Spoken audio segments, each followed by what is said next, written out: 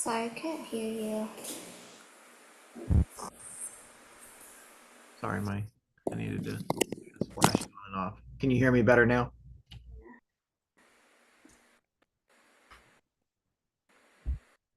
Can you hear me any better now?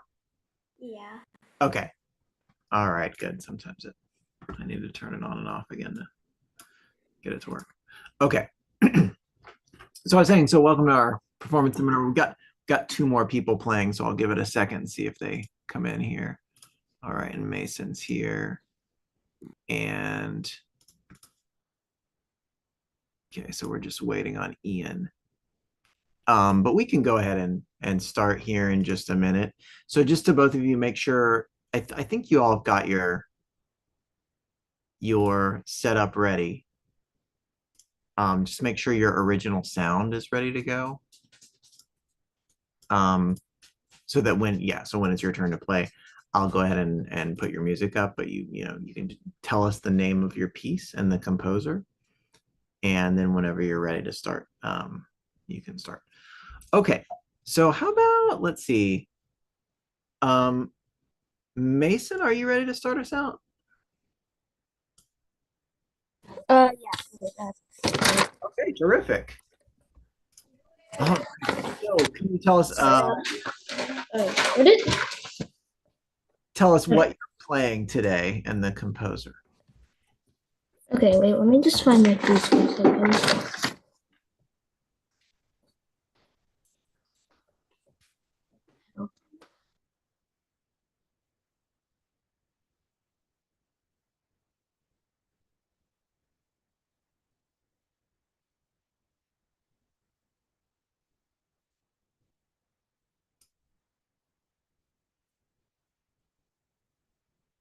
All right, take that back. Okay, so my name is Mason, and I'm performing Sonatina OP20 number 1. Mhm. It doesn't say the author, so I think, yeah, who is it? it doesn't say the composer on the paper, so I don't know who Oh the yeah, composer I is. think it's Kulau. Yes, Friedrich Kulau. Okay, Friedrich Kuhl. Okay.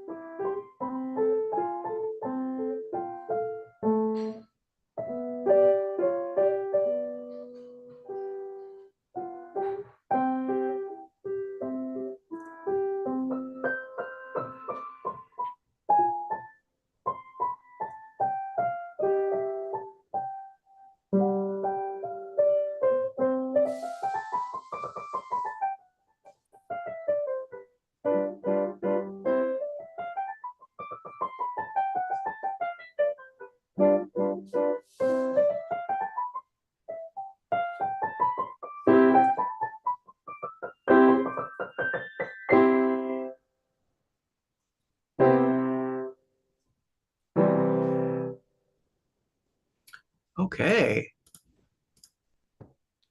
All right. Nicely done, Mason.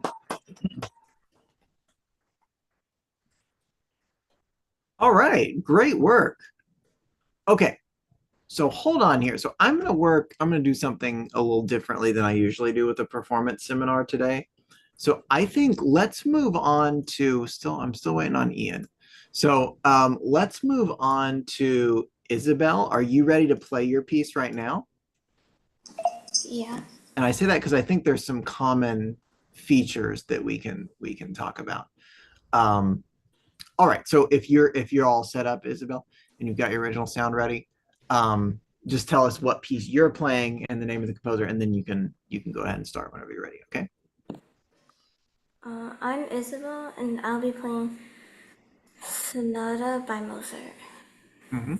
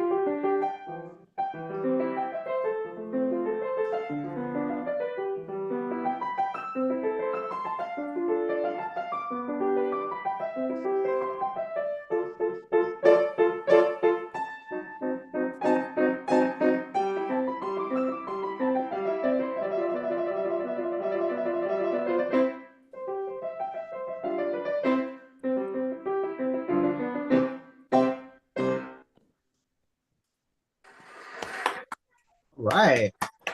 Oh my God, bro. Yeah. Okay. Yeah, great job, Isabel. All right, so let's go back and forth. That was sounding great. So I'm gonna ask, I guess, so both of you. So Mason, going back to your piece, what was what was one of the more difficult parts of learning your piece? Because so I think I need to work more on my finger like structure because there's this part that goes very fast, like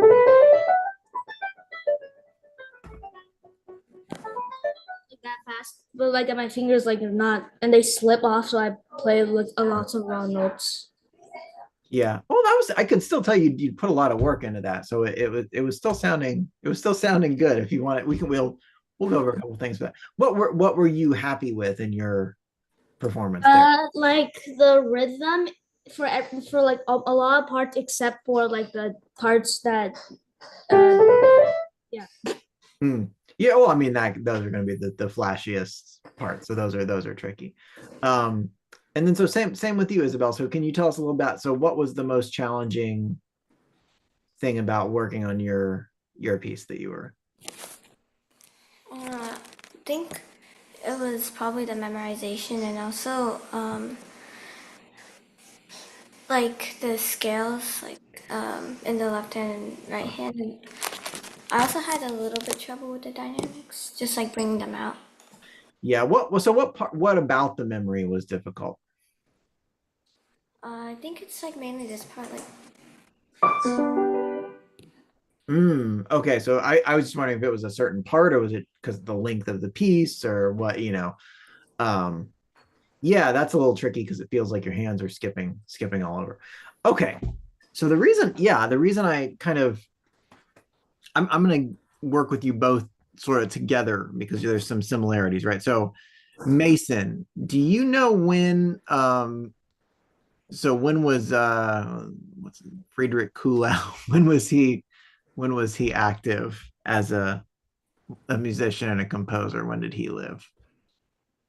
Uh I I do not know. If you Like had to guess. so I'd read so him. I like classical, but what's it called? Like between classical and romantic. Yeah, sort of. So let me I can't remember quite. I want to say he was born the later 1700s. Let me see one second. Okay. So he was born in 1786 and lived until so when that old. Okay, 1832. So he's only what 48 or something. Anyway, 46. So that's sort of if it gives you an idea, Beethoven was born in 1770 and lived until 1827. So Kuhlau was born, oh, wow, 16 years after Beethoven. Um, okay. Yeah, so you're right. He's right there, sort of with Beethoven. They're sort of growing up in the later part of the 1700s. So still kind of in the classical, what we would say the classical period. Um, yeah, so there's so similarities there. And then, of course, Isabel, you were playing one of the sonatas by Mozart, who was slightly earlier, probably a couple decades, so about 20 years earlier than Beethoven and Kuhlau. And of course, you can hear right there's some similar style, especially in Mason your piece, especially since it's a sonatina. So probably this is when Kulau's writing your piece, Mason. It's probably intentionally a little bit old fashioned sounding for his time. Um, but there's a lot of similar features though, right? So if you both one thing I both noticed in both of your pieces, right? You both mentioned this, right? A lot of scales, a lot of 16th note scales, and passage work there to show off. So that was still um that's a common feature in these styles. We can really compare the two sonatas because we're in for these two particular sonatas happen to be in the same key. So there is a lot of similar sounds there. So how did you all go about? I guess the first thing, how do you all go about practicing these kind of scale passages that are fast in 16th notes? Either one of you. So how did you go about practicing those so that you feel better about them? Oh, like so wrist movement like that made me go from like very slow. That kind of helped me go like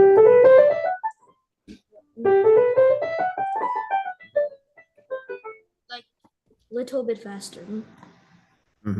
Yeah. So, well, so a couple things there, right? So starting slow, using thinking not just your fingers, but kind of rolling your hand and maybe even leading with your wrist a little bit.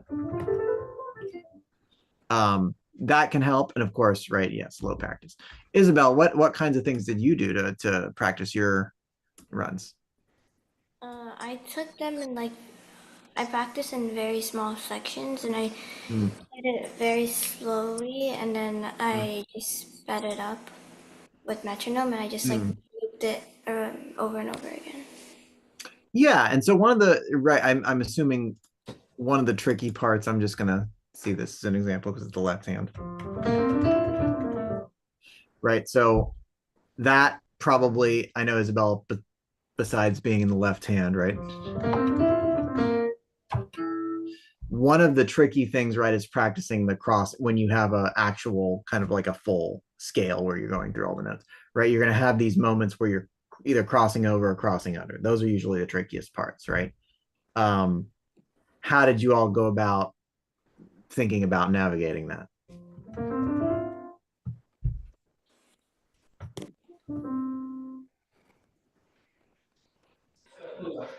Or did you do anything particular about the crossing over? So Mason, was that what you were talking about in kind of using your wrist or? Well, yeah.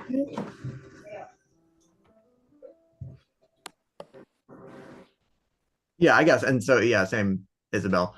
Um, did you use any particular practice technique besides sort of starting slow and using short segments? I think that's a good idea.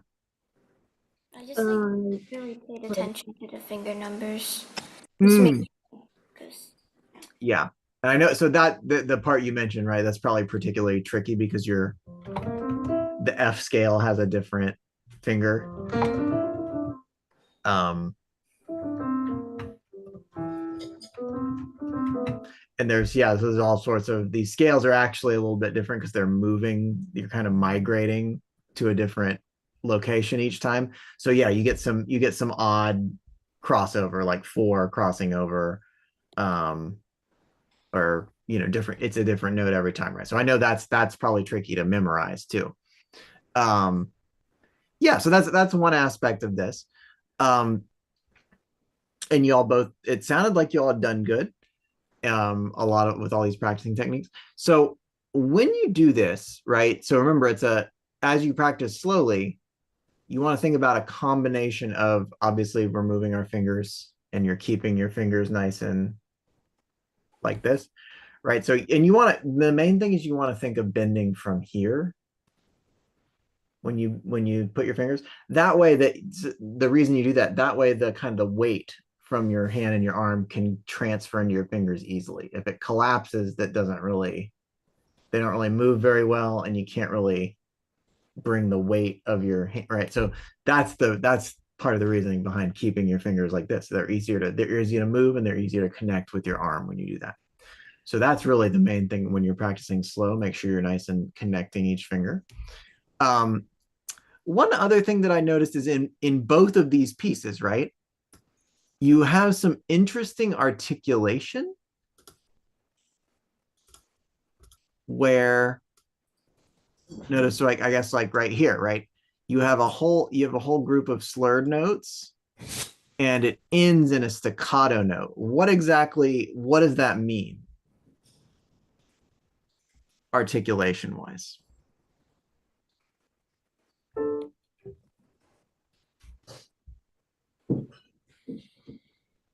Or I'm Mason, it's in your cool out piece here. Let me look for an example of that.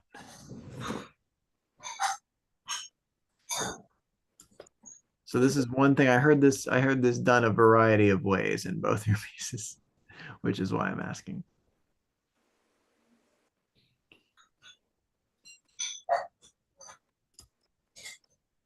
So Mason, the part I can find in your piece, it's a little bit different, but same concept, right? We have a slur that ends in a staccato note.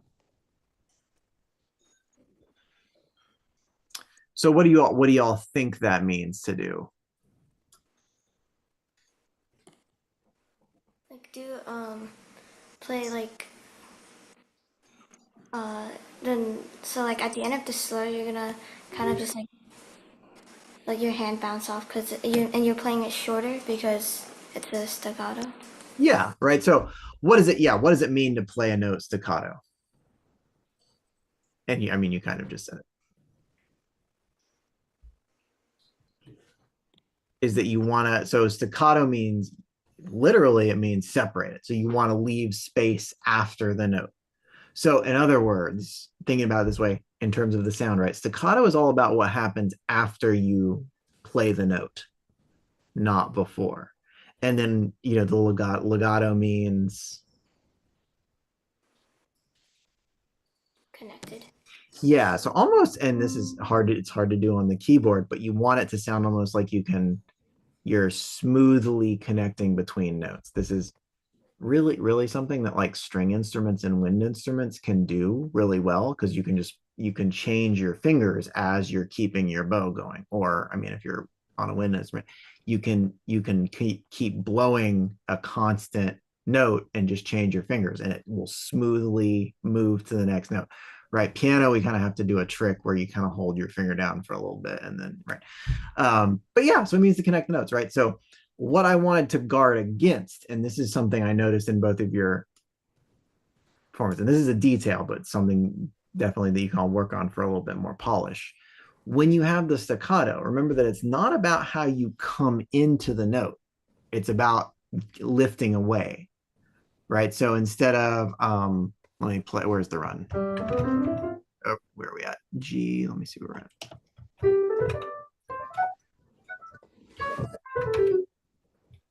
Right, so instead of, right, we don't want to, you don't have to attack right the staccato each time. So think about, like you said, kind of smoothly getting into the note and then just lifting off. Oop. Bum, bum, bum. And if you can, right,